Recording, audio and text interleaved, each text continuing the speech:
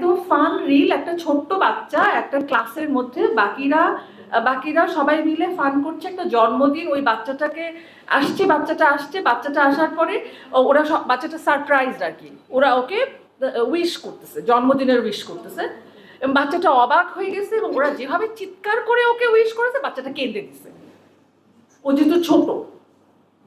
সেখানে আরেকটা বাচ্চা কমেন্ট করেছে, ও মাই গড, দে হ্যাভ রেপড ইট। এই শব্দটার অর্থ কি? তারপরে আমি আমার ফ্যামিলির যে 3-4টা বাচ্চা আছে, 15 থেকে 10-11 পর্যন্ত বয়স, চারটা বাচ্চাকে আমি রিলটা দেখিয়েছি এবং কমেন্ট সহ দেখিয়েছি। What do you think about it? তোমার কি মনে হয়? পাঞ্জাবের জগতে একটি বিশ্বস্ত নাম, শাবাব এথনিক ওয়্যার।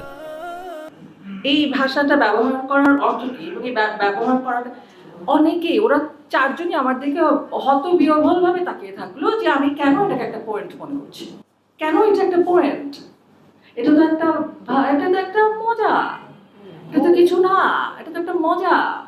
আমি বললাম এই শব্দটার অর্থ কি আমাকে বলো, আমি এই শব্দটার অর্থ জানতে চাই এবং শব্দটার ব্যাখ্যা আমাকে বলো, কারণ তোমরা প্রত্যেকে 15 থেকে 11 বছর বয়স, তোমরা বেবি না, তোমরা হয়তো মাইনর, কিন্তু তোমরা বেবি না।